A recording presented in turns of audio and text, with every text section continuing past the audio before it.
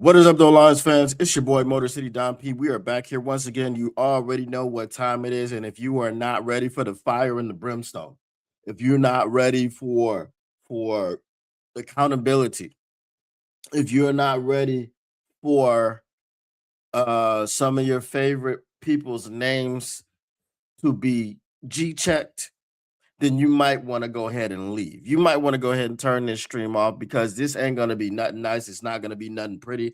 It's not going to be any words getting minced because we're not here to do that. We're not here to blow bubbles up your butt. We're not here to put pamper on your butt, to put powder, baby powder on your butt cheeks and change your diaper. We're not here to do none of that. We're here to give it to you real.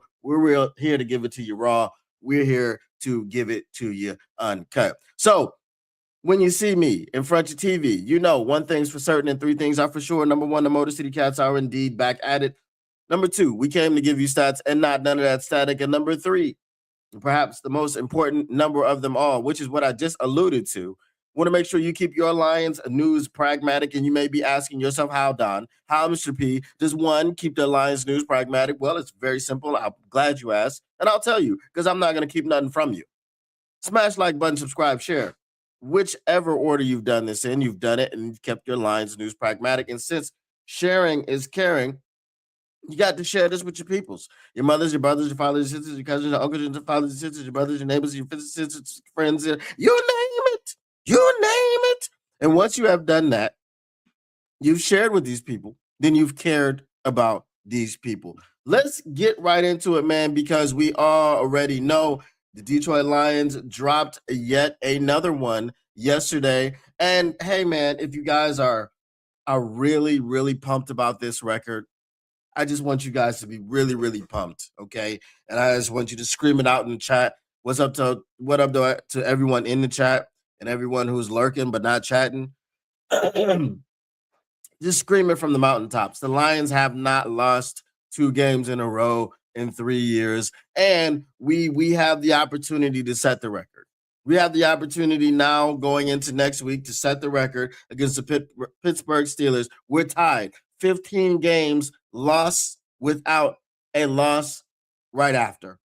Okay, we've lost 15 games and we've come back to win each of those 15 times the next week. Now we can set the record at 16 games in which you've lost a game, but then you didn't lose the next one. Okay, and that'll be our solace, because if you think this team is making the playoffs, well, I got news for you. You're no longer in control of your own destiny. See, there were a lot of people, and I'm going to keep talking about those people. And I'm going to keep talking about those people until they come into the chat and they hold themselves accountable. And they raise their hands and say, yep, I was one of those people that said that dumbass ish. There were a lot of people when the schedule came out and we were talking about the difficulty of the schedule. And we were talking about the paths to the playoffs and things of this nature. And there were people that gave up on the division and said that they didn't care about the division. They didn't care about the Lions winning the division because all we needed to do was go 11-6 and make the playoffs. Well, dum-dum, you may get your wish to go 11-6, but guess what? If you go 11-6 at this current iteration, at this current place in time, you are 8-6. If you go 11-6, meaning you win your last 3 games, you are not guaranteed a playoff spot. Do you understand that? You got to get that through your head. Winning out no longer gets you the playoffs. Winning out before yesterday got you the playoffs guaranteed. If you'd have beat the Rams and then won your next 3 games, you'd have been in the playoffs. It's a guarantee. There's no longer that guarantee. That guarantee is gone. It's over. It's over, guys. It's no longer something that you can control. You can't sit up here and say, I'm going to the playoffs if I win the rest of my games. Okay? I just want everyone to understand that first and foremost. That's the first thing that you need to understand. So anyone who's asking, oh, do I think that you can make the playoffs? Sure. Teams have to collapse. Teams have to lose games. The Bears have to lose to the Packers and to us in order for us to get into the playoffs. Okay? The Packers have to lose, I think, 2 more games, right? Because if we just have more wins than the Packers, then we'll get in. So the Packers are what? 9-5-1 right now. They've got to lose 2 more games. Okay? Because if they lose 2 more games, they will have 7 losses. And if we win all 3 of our games, we will have 6 losses. So we will vault the Packers for the wild card spot. Okay? But guess what happened last time we had to do that? Well, last time we had to do that, I think it was 2021. And we had to rely on somebody else to get us in. And then that somebody else, Baker Mayfield with the Rams, didn't get us in.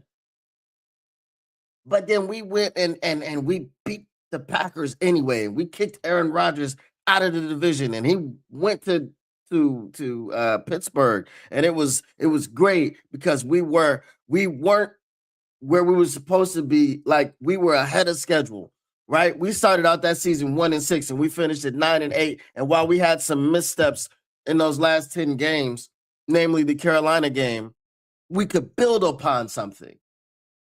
Everyone was excited. It was excitement in Detroit. We finished 8-2 down the stretch. For some reason, it doesn't feel that way this year, does it?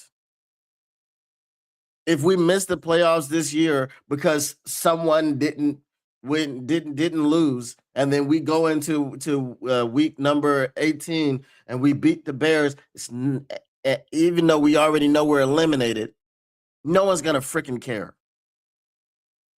because the Bears will still be going to the playoffs. Maybe even the Packers will be going to the playoffs. 2 teams in the NFC North would represent the playoffs, and it wouldn't be us. Very real possibility, people. Very, very real possibility. The playoffs is not ours to get into. Do you understand what I'm saying? We do not control our own destiny. It doesn't matter what we do, because all we can do is win and pray. If you want to go to the playoffs, win and pray.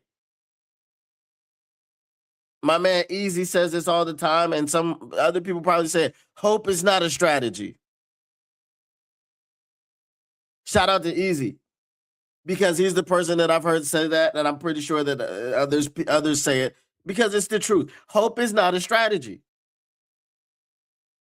And I don't care what you think is going to happen, whether you win 11 games, whatever. You have to hope. There is no other way to get into the playoffs today but hope. Doing your job is done. It's gone. You've had the opportunity to do your job, and all season long, you didn't do your job, which is why you're in the situation that you're in right goddamn now. So do your job. Well, all we got to do is nothing. All we got to do is hope. That's it. That's the only way you get into the playoffs. I don't care about the last 3 games, because winning them is the only option. And then hoping that other people falter is the only option. Hoping that the Micah Parsons injury is just too much for the Packers to recover from.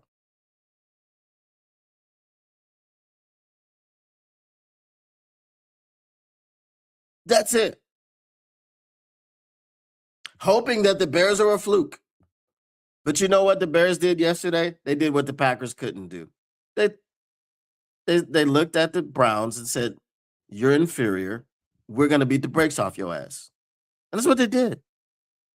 They beat the brakes off the Browns 31-3.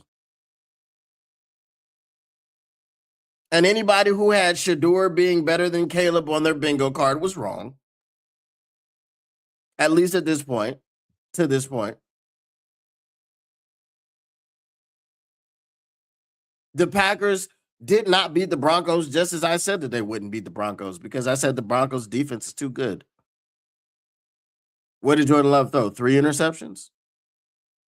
Jordan Love turned back into the Jordan Love that I know and love.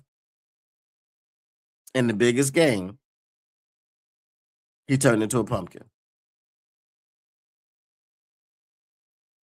And all that was great. But guess what happened on the Lions front? We squandered our opportunity to go ahead of the Packers. Let me reset this right quick because I can't see y'all's comments.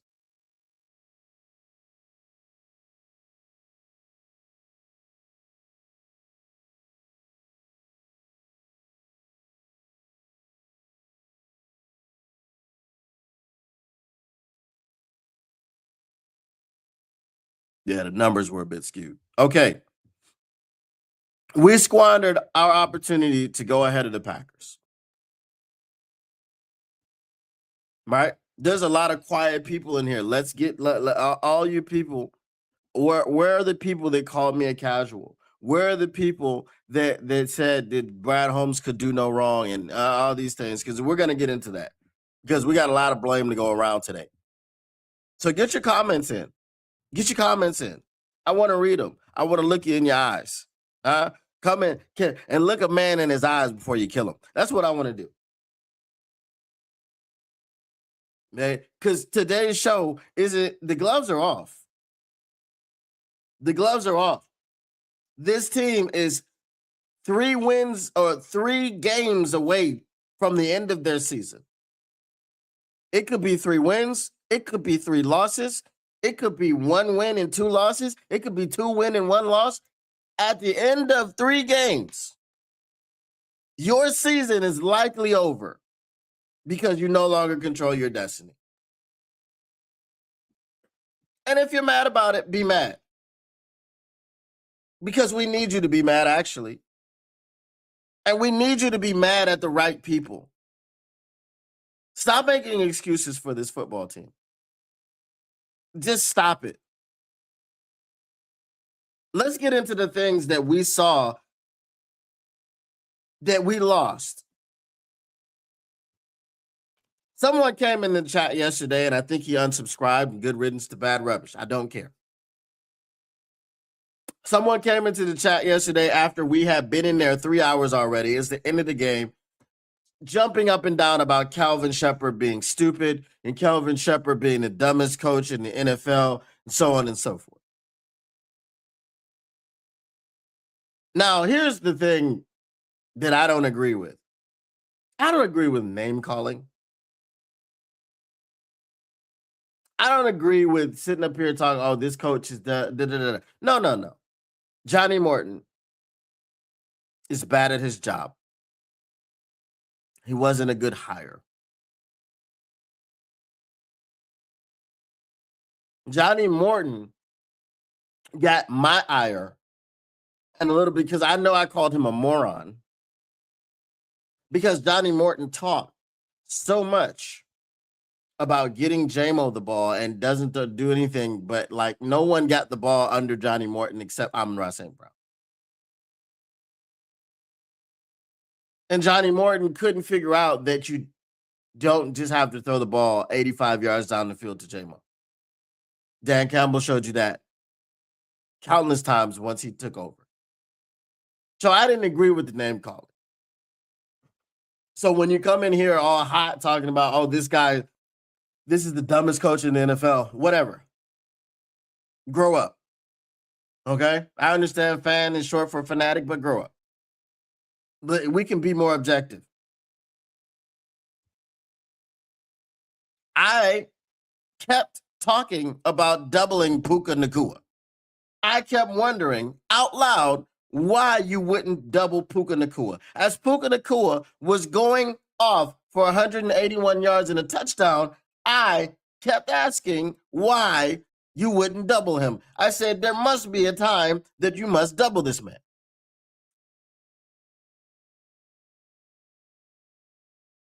also said you don't have the personnel because you do not have the personnel. Amik Robertson is not your number one corner.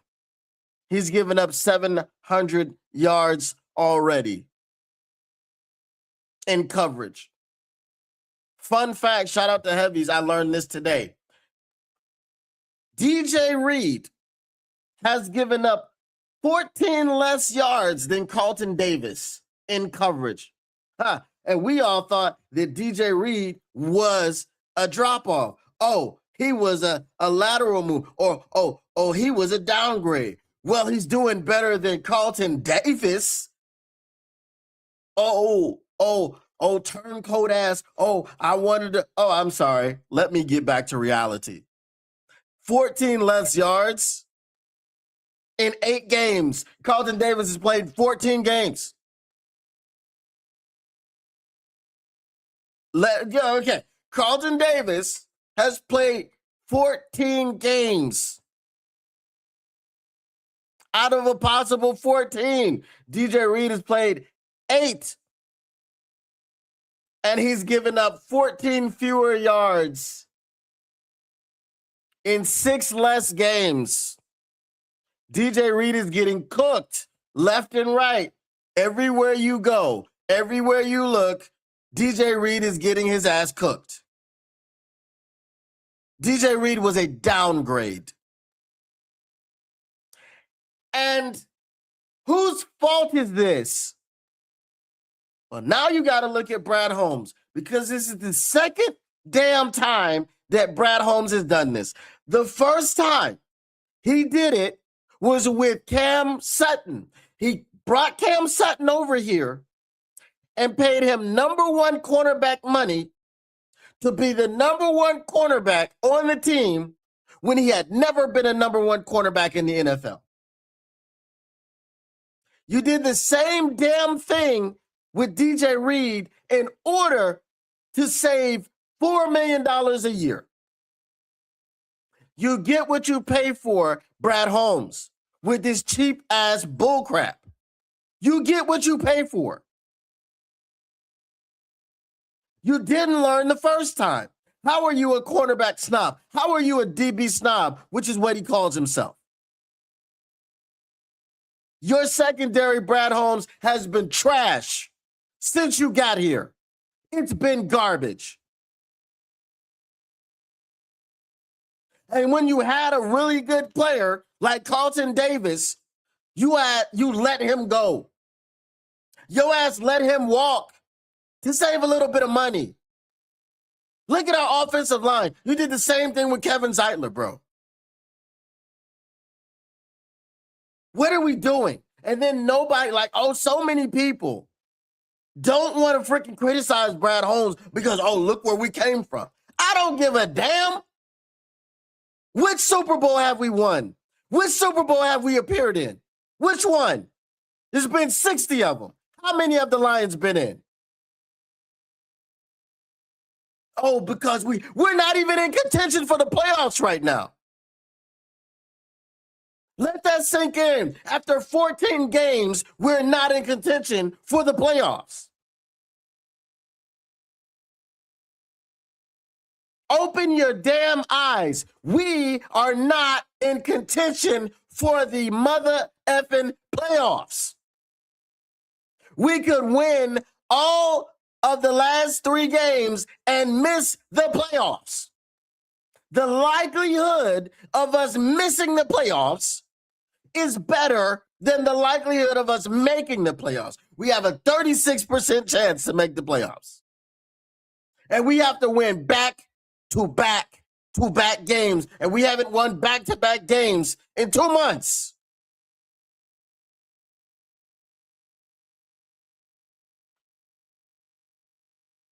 Brad Holmes deserves blame. Trash-ass secondary. Terrion Arnold is hurt. Can't do anything about that. Kirby Joseph is hurt. Can't do anything about that. Brian Branch is hurt. Can't do anything about that. Where's Ennis Rakestraw? Who is that? What is he in the NFL? Not a player. Never played in the NFL. Not really.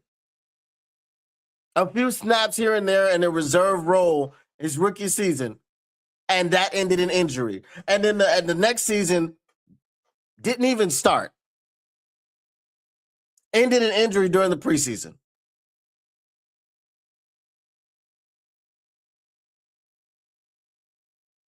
Cam Sutton, DJ Reed, Jerry Jacobs, Jeffrey Namumbo, oh hell no Kuda. And now I know he didn't draft that man. And I know he didn't sign Jerry Jacobs.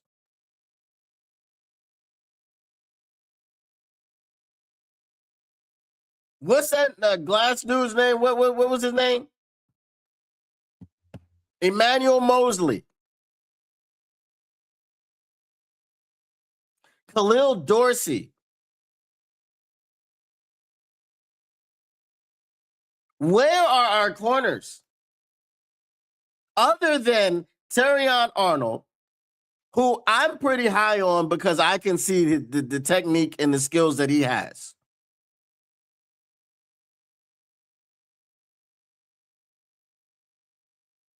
The draft class of 2024 was what?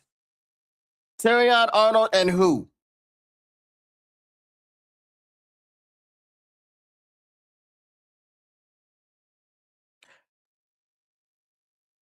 Brad Holmes absolutely knocked out the second. He knocked the second draft out of the park. And I'm going to tell you what. There was so much euphoria for what he did in the first 2 rounds. I actually didn't even pay attention to Broderick Martin, to Hendon Hooker. You know why? Because I'm like, damn, he did such a great job that you could take a flyer. I'm going to admit to you, I wasn't initially upset about the Broderick Martin pick. I wasn't initially upset. I looked at him and I was like, you know, he could be something.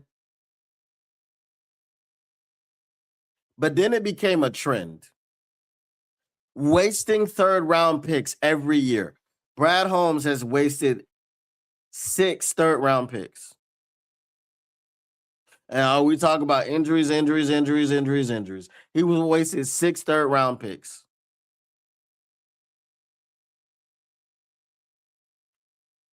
He has not hit on anybody in the D-line except definitively Hutch. And there's even still more that you want out of Hutch because of the contract that he got. Let me ask you guys a question. When this offseason starts, and then you're talking about, oh, well, we got to sign this guy. We got to extend this guy. We got to do this. We got to do that. We got to do the third thing.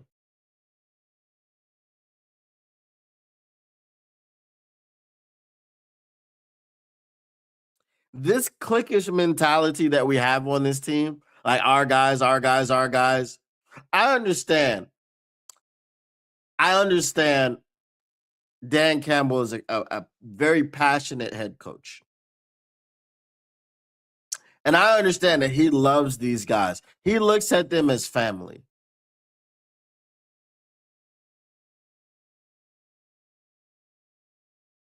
But here's what I have to say this. There are certain philosophies that we have at Allen Park right now that need to change.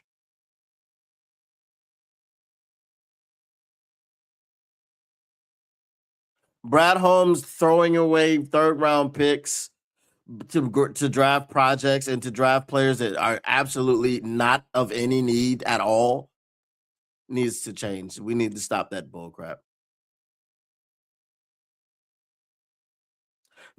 Everybody else has a 53-man roster, but we have a 69-man roster, needs to change. I don't give you're on the practice squad, bro. I'm not going to rely on you. You didn't make the roster. You're on the practice squad. All this vet squad bullcrap, Yeah, it's cute for one game. The Legion of Whom was cute for one game. And then we go around, and I don't generally do this, but then you have to go look at the competition. They were cute for the Tampa Bay Buccaneers, who are taking turns fumbling the NFC South lead with the Panthers.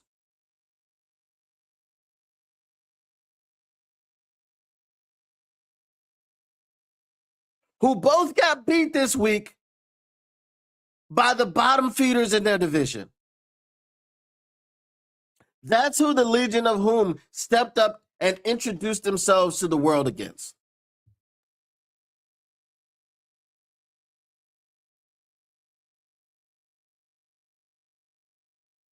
Everybody, so many people were giving Isaac TeSlaa these damn Tron nicknames, and he hadn't done anything and still has done nothing. But what we want to do as Detroit Lions fans, because he's tall, he's 6'4", he's got some weight to him, we want to effing compare him to goddamn Calvin Johnson, he's done nothing. At this point in time, we do not have a third-round pick this year or next year, and he wasn't necessary to be picked. He may become phenomenal, but he's not helping us win a Super Bowl. Not this year. I don't want to hear about next year or 3 years from now when we don't have a freaking offensive line. I don't want to hear about 3 years from now when we don't have a freaking secondary. Because we keep signing and drafting injury-prone players. Who and where is Marcus Davenport? Has anybody seen this dude? What milk carton have you seen him on? Because he's got a freaking tackle in 3 games. Shout out to him for not getting injured and playing 3 games, but you've done nothing. But we good because everyone was waiting for this guy to come back.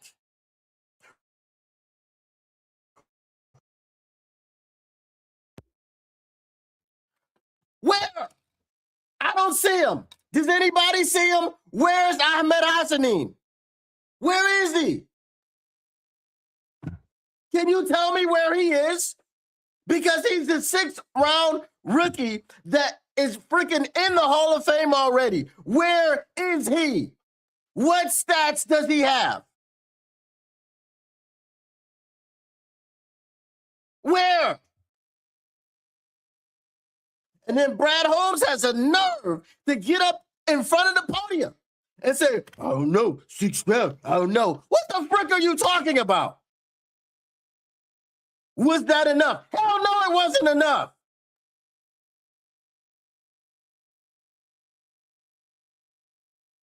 I'm a Philly fan right now. I'm a Philly fan right now because I am going to freaking demand from this damn team.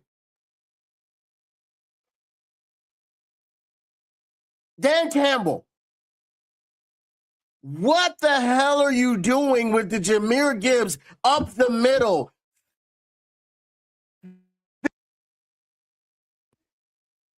Somebody please go and look at Bijan Robinson. Please. Because they were drafted in the same draft. And they're going to be compared to each other for their entire careers. Somebody please go and look at how the Atlanta Falcons use that man. Because if you think that all they do is run him up the middle, you're sorely mistaken. And he's actually bigger than Jahmyr Gibbs. So if they wanted to spam him up the middle 20 times a game, they would. You know why Jahmyr Gibbs is averaging 5.7 yards a carry? Because he's special. Not because you're running him up the freaking middle. You've got Monty for that. If you want to spam a running back up the middle, use Monty. Use both of these guys on the field at the same time. Everybody was upset because Osama bin Johnson wouldn't do that. And we're still not doing it.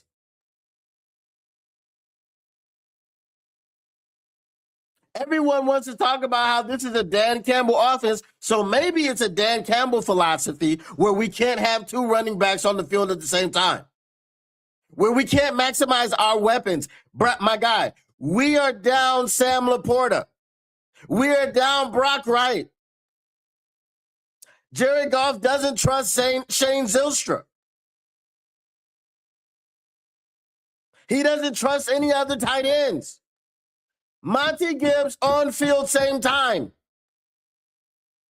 Gibbs was in the slot like a demon against the freaking Cowboys. But against the Rams, who took him away from you, and you let them take him away because all you did was spam him up the middle. Put Monty back there, put Gibbs in the slot, and freaking make plays. You played a phenomenal first half.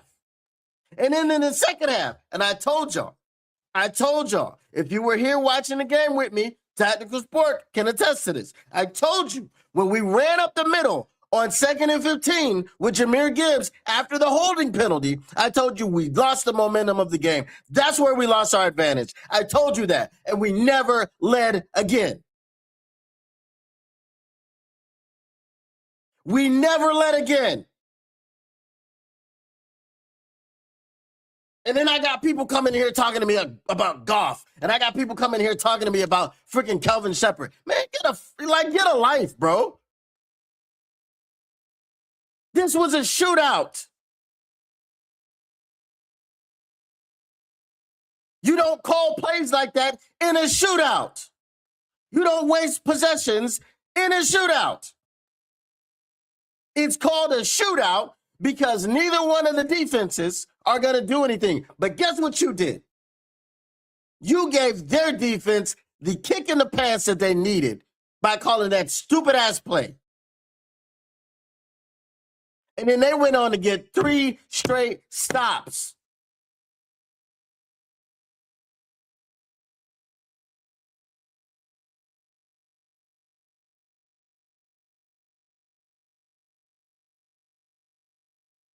Dan Campbell comes to the podium every week and says, "Oh, we need to clean up this. We need to clean up that. We need to clean up the third thing." Bro, that was game number 14.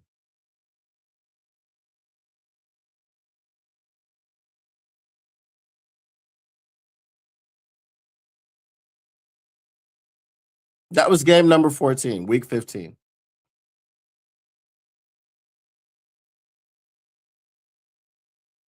If we still got to clean up this, that, and the third thing, we ain't never going to clean nothing up. At this point in the season, what are we talking about cleaning things up? What are we talking about Dan Campbell with? Oh, there's some plays that I want back. Stop doing that. Like, look, brother, how many games do we have to play in which Jahmyr Gibbs has 20 carries and 5 yards? Like, I'm exaggerating, but how many games do we have to play like that? Where you realize, until you realize, hey, something needs to change. Something about our scheme, our run scheme, stinks.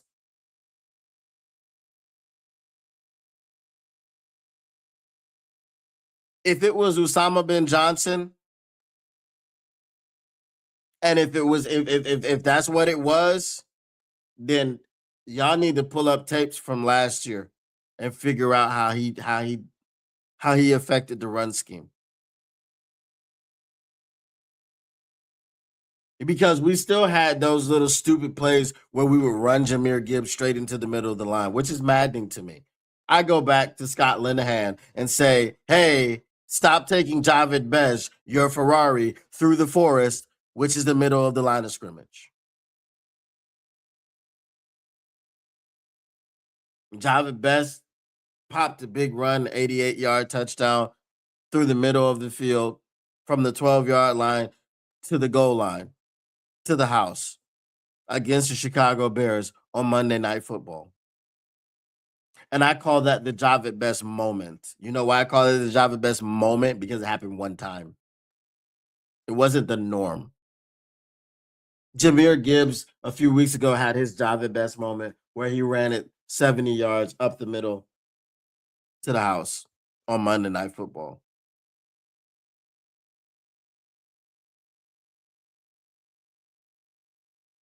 Jahmyr Gibbs is too good to be using him as a battering ram. He's not a battering ram. He's not. I'm gonna get to your comments before I move on to the rest of this bullcrap.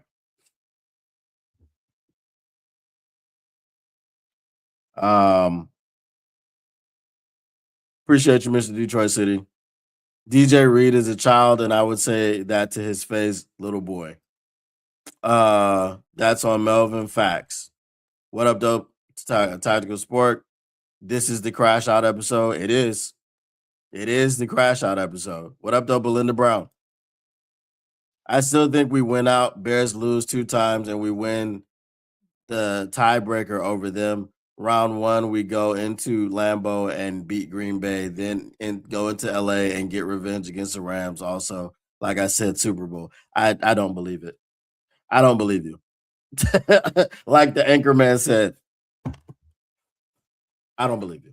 Yeah, no, I have no belief. No, none. Then next day, fire Melvin. Okay. If we get to the Super Bowl, I mean, they're gonna put a statue out there. I was upset about Broderick Martin. I was more so indifferent, like I said. The fact of the matter is this. Yes, we have a lot of players we have to re-sign, but re-signing them doesn't make this team better. I'm out on Melvin. Facts. We have this clique. Like, oh, our guys. It's like this exclusive club. Bro, we don't have a bench. We don't have a bench. Because our bench was supposed to be those 6 third rounders. We've got a starting 5. Super duper top heavy. Where's our bench? Amik Robertson is not a starting cornerback in the NFL. I'm sorry. He's not supposed to be relied on for this long. So right now, DJ Reed is not a starting cornerback in the NFL. We have 2 guys out there who are not starters. At least not number 1s. Okay? Because you could say DJ Reed is a starter, but he's a starting number 2, and that's fine.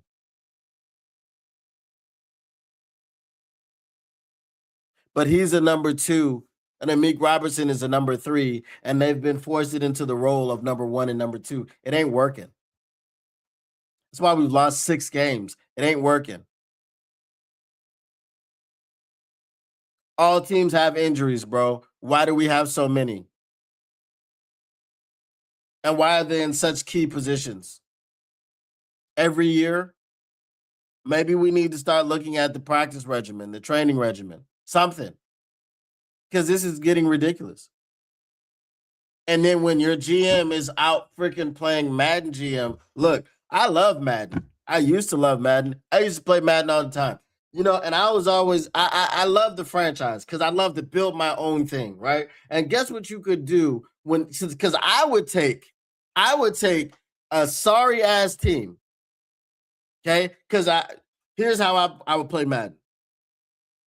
You got to have your obligatory Lions season.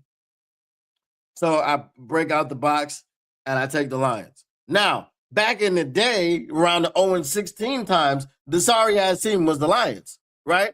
So you take the Lions and they suck and you simulate the season because you know you're going to get, top pick, right? In the first 3 picks. So then what you do is you start trading everybody, right? And then you start, picking people and getting draft picks and you sign free agents and you turn off the trade veto, all that stuff.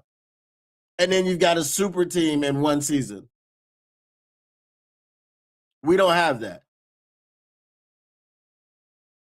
We have the New England Patriots, who, like I said yesterday, and I'm sure the guy is not here today, who was just talking to me about golf, and I'm like, bruh, we lost the game. That wasn't on golf.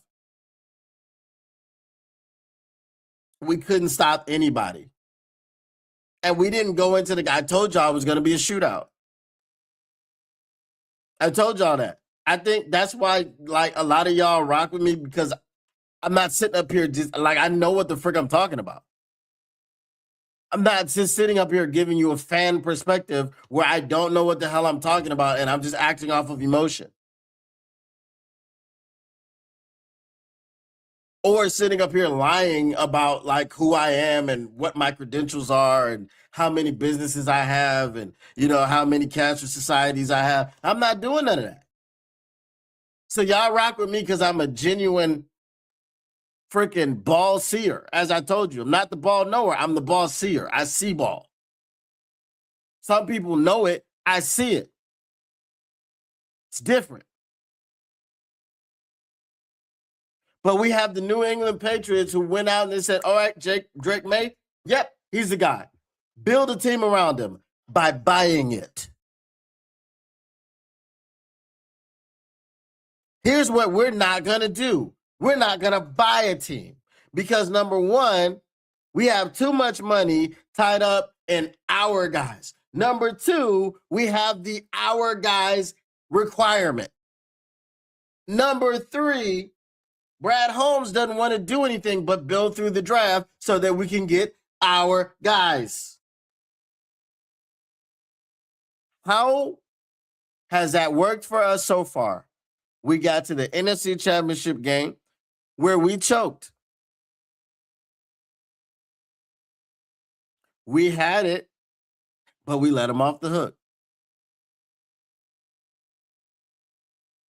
We had the opportunity to go and win a Super Bowl, but we let it go with 30 minutes remaining.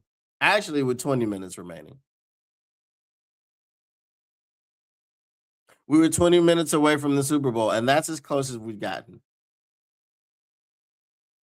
So I understand all the fans that want to sit here and talk about how dare you, how dare you, how dare you. Brad Holmes is your Lord and Savior. He's not mine. But here's the thing. I understand that he's gotten you to places you've never been before. What the hell does that matter? If that's the question. And I know y'all, everybody in my chat is not like that, right? The people that the day ones, the people that come in every day, the people that hang around all the time, y'all aren't like that. But y'all have friends like that, y'all have family like that. And I want y'all to ask that question to those people. To the fans that you have in your lives, whether it's your wives or husbands, whether it's your brothers or sisters, uncles or aunties, mothers and fathers, grandparents, who have Brad Holmes' penis so far down their throat that you can't even see his nutsack. Okay? Ask them how 20 minutes away from the Super Bowl tastes.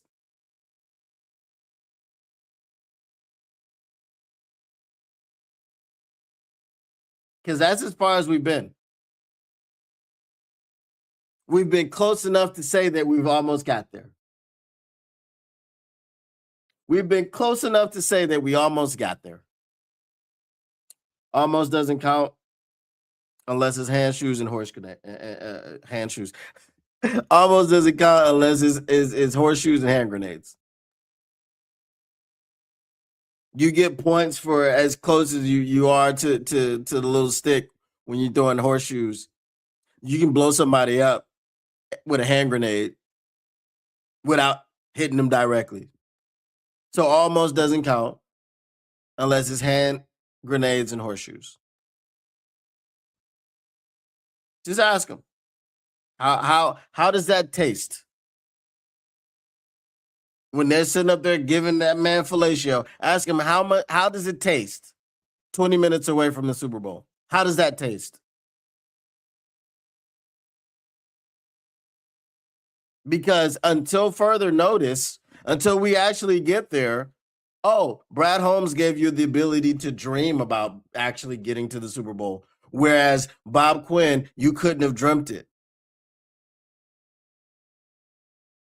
Martin Mayhew gave you the ability to dream. What's the difference between him and Brad Holmes? Letting Ndamukong Suh go and not drafting Aaron Donald? Brad Holmes wasting 6 third-round draft picks. It ain't up there yet because Aaron Donald turned out to be who Aaron Donald was. But he came from F them picks, and he's effing them picks in a different way from the back. Right? He's effing them over. Les Snead is actually getting things in return from effing those picks. I don't give a damn about this pick. Go get me Odell Beckham Jr. I don't give a damn about this pick. Go get me Matthew Stafford. I don't give a damn about this pick. Go get me Von Miller. I don't give a damn about this pick. Go get me Jalen Ramsey.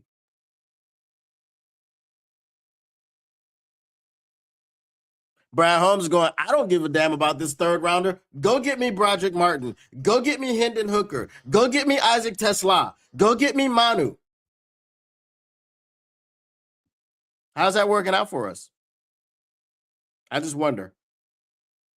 But it doesn't make this team better. He should be sent back to renting cars. Frustrating for everyone. Facts. So where do I start? I started. So I love Monty. They need to play him more. Facts. 23 NFC Championship game all over again. It had that vibe. A bloody shootout. Facts. Cleaning up in week 15 must be diarrhea.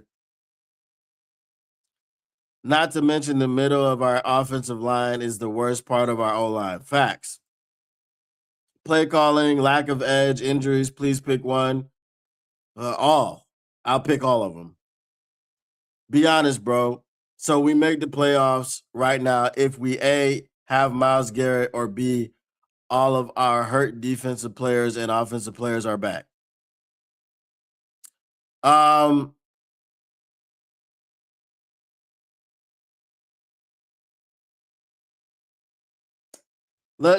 be honest with you,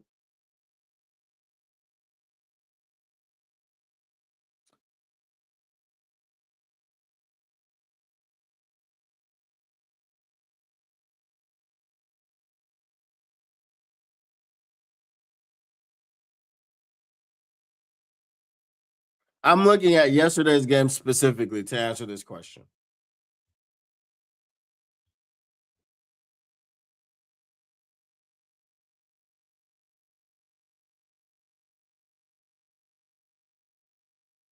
I'm going to have to go with Myles Garrett. And the reason I'm going to go with Myles Garrett is this. If you had Myles Garrett week 1, do you lose to the Packers? Probably not. Okay, because you go blow for blow with Micah Parsons and his addition and what it did for that defense. What's your next loss? Okay, we can do a thought exercise with this all we want to.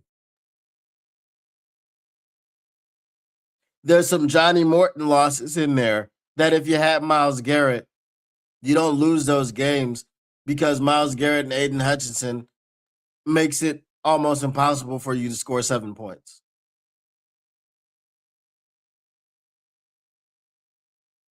Not that Myles Garrett was ever a reality, but a pass rush has been a reality for a while. Again, go back to my episode that I did about the Denver Broncos, and I talked to you about Nick Bonito. I talked to you about Zach Allen, and I talked to you about Jonathan Cooper. The topmost of which was drafted in the 2nd round, the bottommost of which was drafted in the 7th. There wasn't a 1st round draft pick picked on spit on a pass rusher on the defense that leads the league in sacks. So it makes it even more glaring that we tricked off 6 third-round draft picks for nothing. 2 of those players are no longer on the team. Manu doesn't have a spot on the team because he's trash.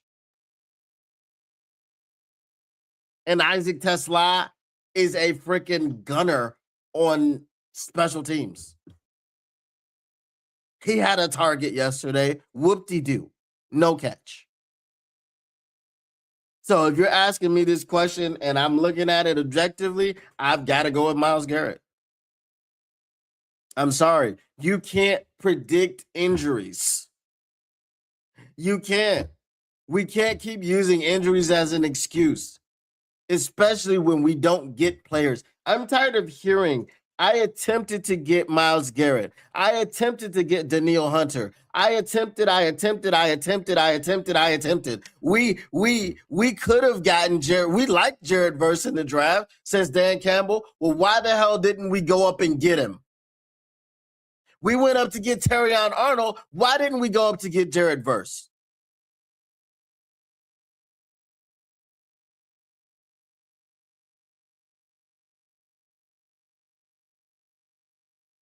None of y'all were here with me when I did that draft because some jackass locked me out of my platform and I had to rebuild, right? But there were a few people with me during that draft. And I left. I had to go anyway, but I left early.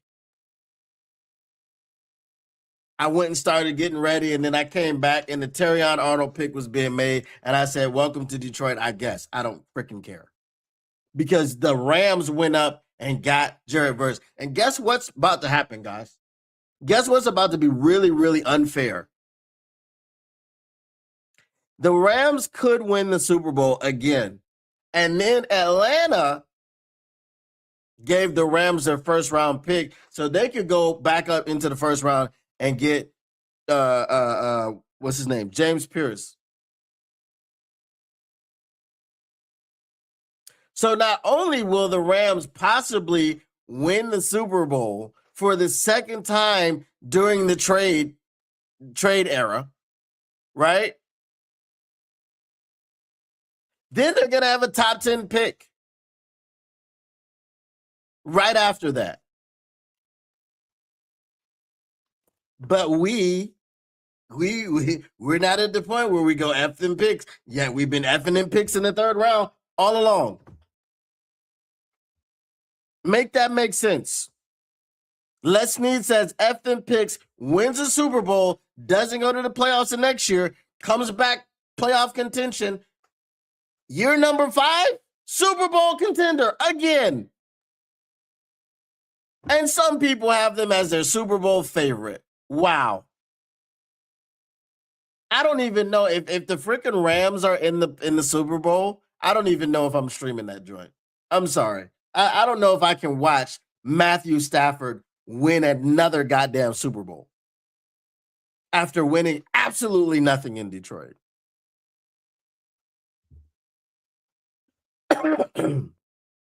Medical staff changes should be incoming. Something's got to change.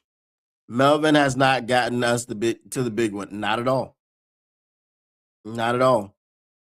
Melvin would say it's great because only 4 teams every year get there. Yep.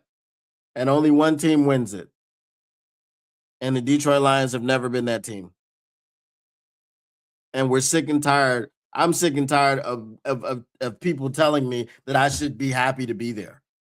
I should just be happy to be in this position where we need other teams' help once again. What's the difference? What's the difference?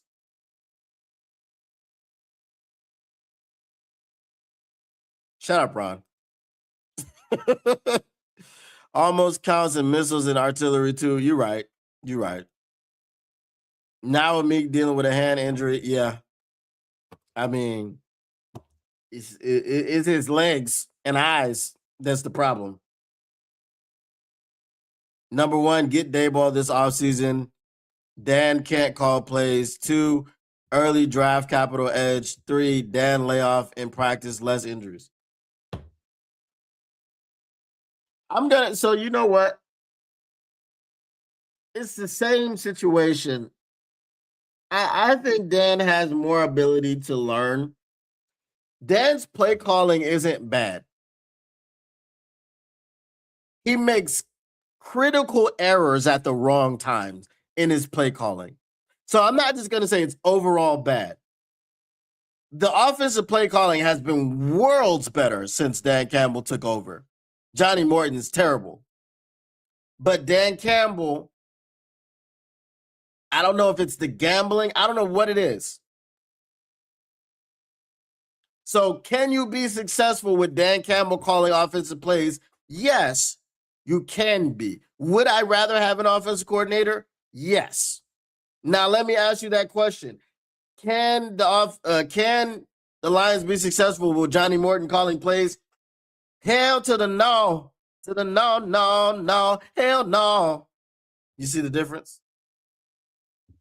You see the difference? Dan Campbell just got to learn that you can't run the ball up the middle all the time. You gotta do something better with your offense. You have to have a better scheme. I used to be an offensive coordinator. Like I was that mad scientist that people love to call themselves, where I just had all types of formations, all types of plays, all types of misdirection, motion, like everything. I love designing offense. It's fun. It's like that's why I'm also a graphic designer, right? I'm also a web designer. I develop apps. All that stuff is fun to me.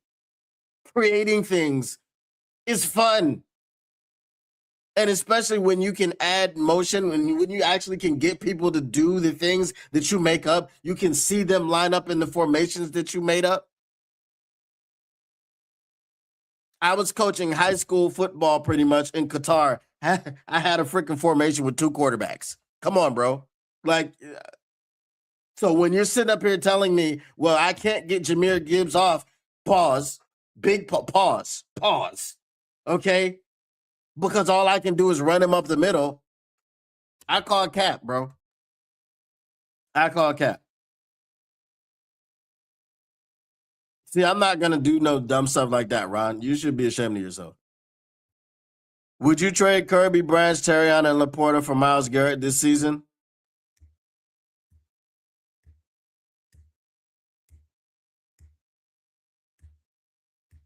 No.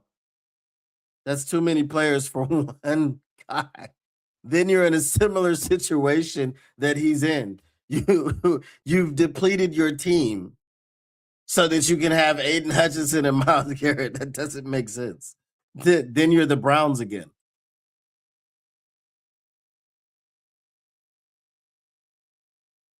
No, so you're talking about trading him.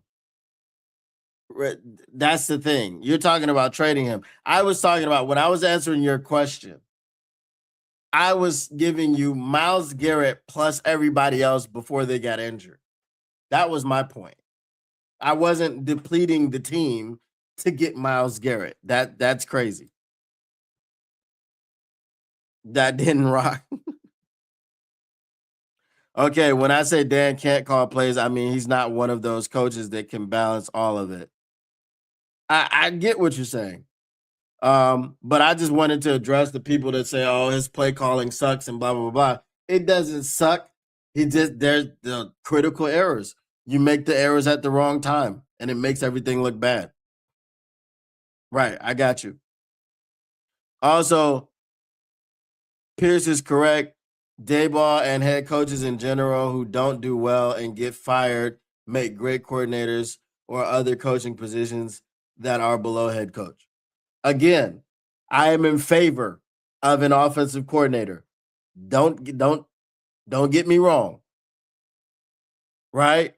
I'm telling you that if the Lions decided to go keeping Dan Campbell calling plays. Number one, I wouldn't be like, oh, the season's over because the offense is going to absolutely suck because we have evidence to the contrary. And number two, I would think that if that's what he was going to do, and if he went into the offseason going, I'm going to call plays from here on out, then he would get better. That's what I would think. But I am in favor of an offensive coordinator. This is what. Let me just be clear on that. Do you think it's going to come down to week 18 for us to make it? Absolutely. Absolutely. But we got to get past week 16 and 17 first. So, it's the errors that tells me Dan can't do it all. And I agree with you. I agree with you. Those errors are crucial at the wrong time. I would fire Melvin before Dan. Dan can only coach the players given. Yeah, I'm not. Yeah, I'm not. I'm not souring on Dan Campbell. He's a good head coach. He's a great head coach. But he also might have something to do with the injuries. If we're keeping it a buck. Dad's play calling don't suck. He's making average ass calls that would work with an elite offensive line, but average don't get the job done when your offensive line is less than average. And I don't think anyone has adjusted to that. And that's the problem.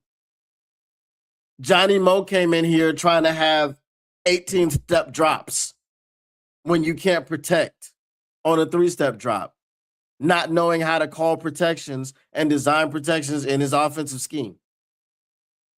And Dan Campbell is trying to do things that we could do last year. Last year, we did those stupid ass plays where we just ran Jahmyr Gibbs into the middle of the freaking offensive line. And they didn't work well.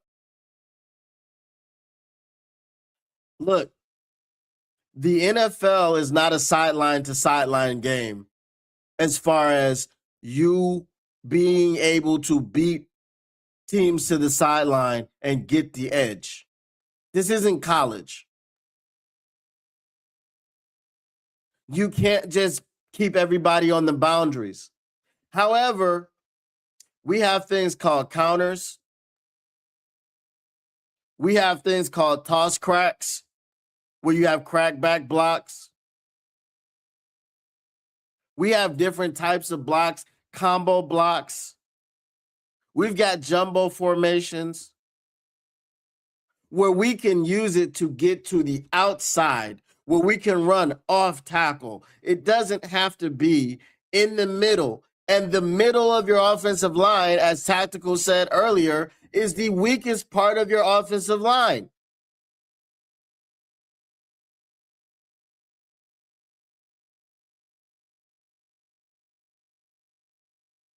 We need to be able to get out on the edge, and we need to be able to scheme up blocks that free up the edge.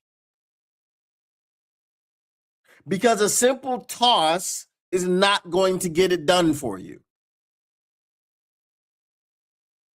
Why do you think there's such a proliferation of jet sweeps in the NFL?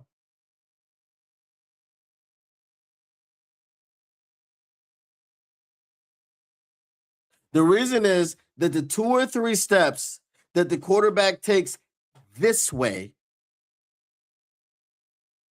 could get the defense flowing this way.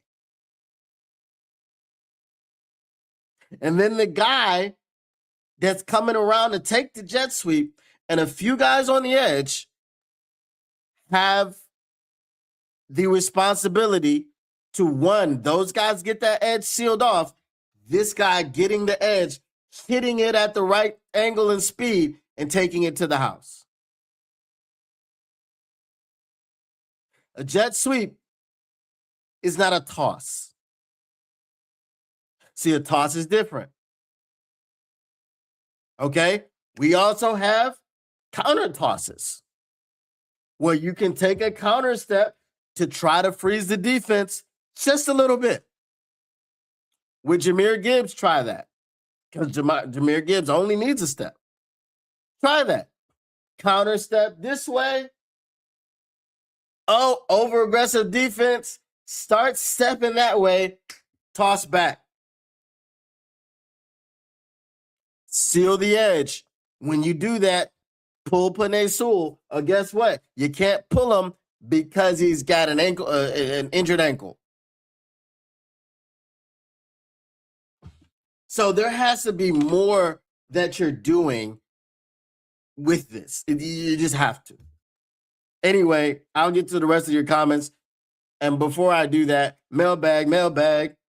What you gonna do? What you gonna do when they're reading you? Mailbag. Snick, mailbag. Get your mailbag questions. Get them in. Bask in it. All right, go ahead. Get your mailbag questions. I'll do a few, and then I got to make a phone call.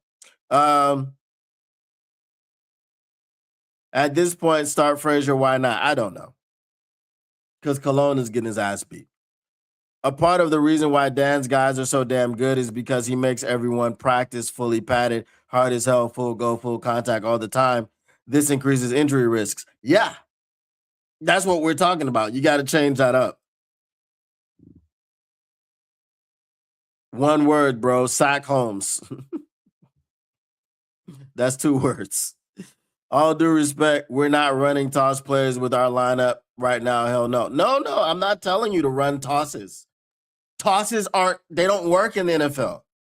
Not a regular ass toss. Didn't I explain that? Maybe I explained it after you said that.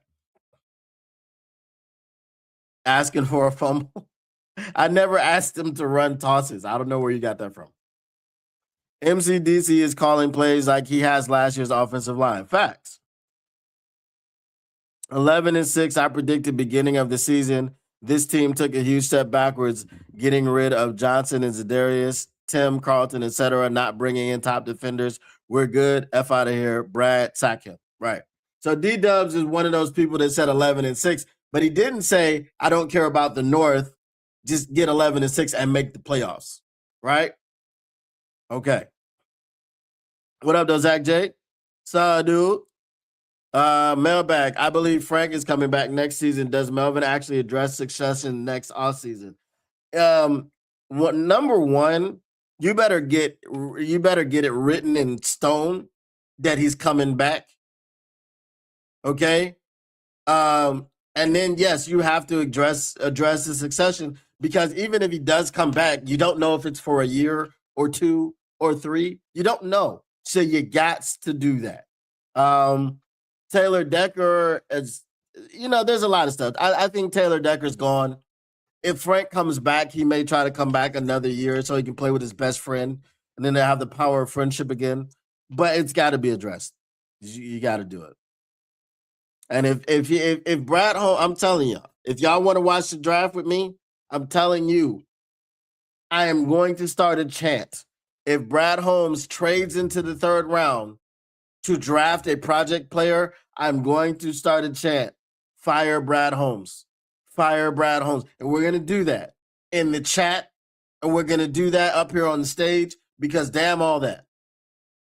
Because if you're going to do if you're going to do that again, after you've seen what happened with Tesla, who was no ROI at all, you're not going to learn ever. And you should be fired. Mailbag, we have a scrambling QB right now. We're in the playoffs. That's all I'm saying. I love Goff, but I don't know what these low throws hitting the ground are. I don't know what your question is. That's not a question. I do not like the dirt throws. But I will counter this with you. You said we have a scrambling quarterback right now. We're in the playoffs. And I will counter with this. If we have an offensive line, we're in the playoffs. Now, what's going to be easier to fix? The quarterback position, because he doesn't play very well when you don't protect him. You protected him in the first half, and he had a 166 quarterback rating. He was balling out of control. You didn't protect him in the second half, and he turned into a pumpkin. It's probably easier for you to fix the offensive line. Look at what the Bears did in one offseason. using third-round picks to trade for offensive linemen. Wow, imagine that.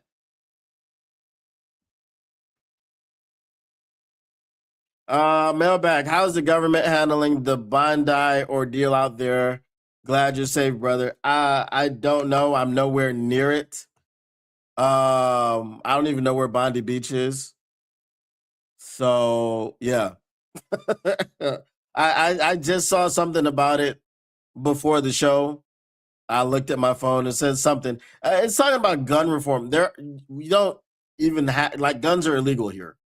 You can't walk around with a gun. The only way that you're gonna get a gun legally here is by having like a hunting permit, right? There are no gun stores.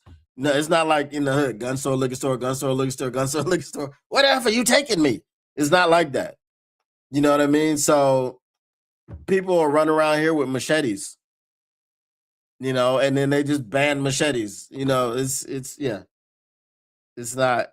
So I don't know what's going on. Mailbag, when the Bears lose 2 times, we win the tiebreaker to get in, then beat the Packers in Lambeau Field, followed by beating the Rams in LA. Will you believe again? That would have to happen. Yes. The entire thing would have to unfold. And then, of course, I would believe, because that all happened. I don't believe it will happen. Okay, I feel you. I'm good with firing Melvin now. Go get someone out of the Eagles front office, or maybe someone who's like who actually pays attention to what Les Snead does. I wouldn't mind that. You know what I mean? Hell, I think offensive line, 1 draft pick, short term, 1 long term, Decker surgery. It's fine, right? It's easier to fix the offensive line than to fix the quarterback. You fix the quarterback by fixing the offensive line. Because we didn't have, when we were going 15-2, we didn't have all of this. We had the 1 golf game. That was it. And we won that one. And then we had the golf game in the playoffs, and of course we lost that one. So I agree. I'm just hot right now. You don't know what it's like to grow up watching the Lions suck ass. Yes, I do. What are we talking about? We established I'm 43 years old. I was born and raised in Detroit. What are we talking about? All right. I'm out of Detroit now. I'm out of the entire United States. They come close to making it big just to get their dicks yanked off last second. I know all about it. I know all about it.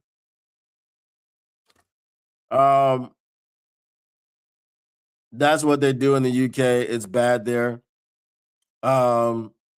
Yeah, I think it's more so knife crime in the UK. Here it's machetes.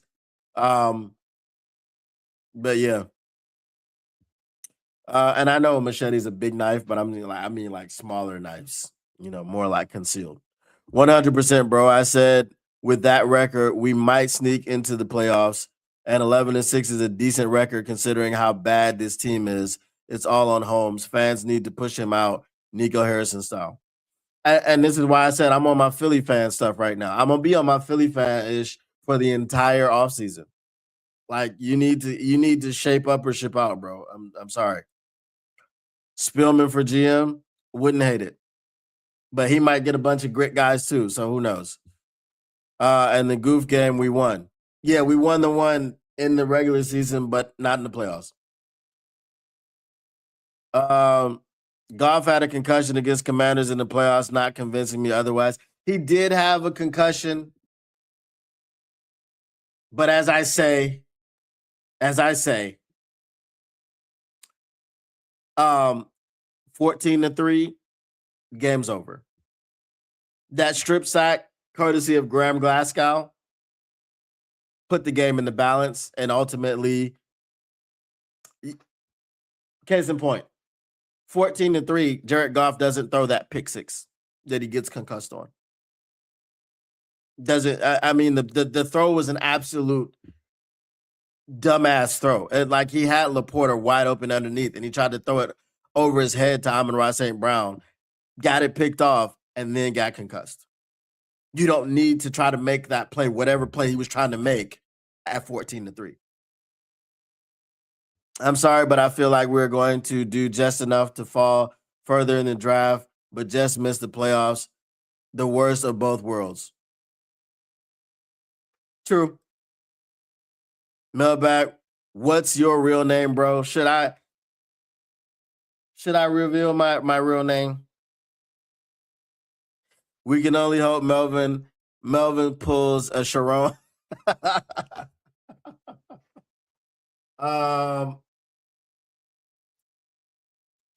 um all right, I'll give you a hint. Don P is kind of my real name. And let's see, maybe we'll do some sort of, I don't know. Maybe I'll reveal my real name at 1,000 subscribers. uh it ain't Batman. It ain't Batman.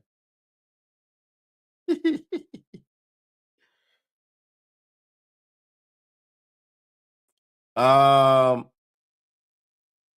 maybe I don't know. I don't know, bro. I'm definitely gonna try to have that mock draft simulator ready for you guys this off season. So yeah, gotta get it done.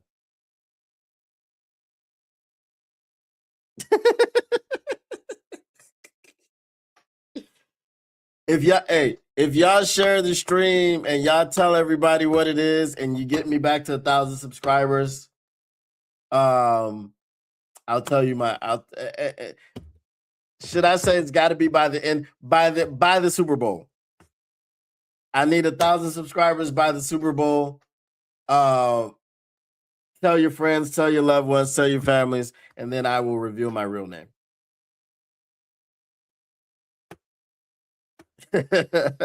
First name Don, last name Wick. That Black Ops 7 is trash, by the way. I'm sorry. It's not good. I don't like it. The maps are too big. Like I was saying, movement players like myself, we can't really get off because everybody just camps everywhere. There's snipers everywhere. And if you know, like they've got the free for all mode, and if you're going free for all, the map shouldn't be that damn big, bro. Where's your shipment? Where's your stakeout? Where are these types of skirmish, very small maps? So I don't know. We'll see. I'm pretty much playing zombies until they bring in smaller maps because it's frustrating. I'm running up on you with double shotgun and Kimbos, and before I can get anywhere near you, I'm getting sniped. So no.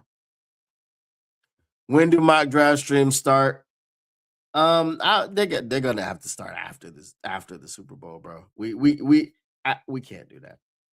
We can't do that, bro. I bought it just having faith in it, but yeah, nah. But Modern Warfare is next, so we'll get back to being able to like modify our guns and make our own stuff, and it'll be great. Don Rickles, that's not it for sure. Don Julio is not, because as I said, Don is part of my first name. P is part of my last name. So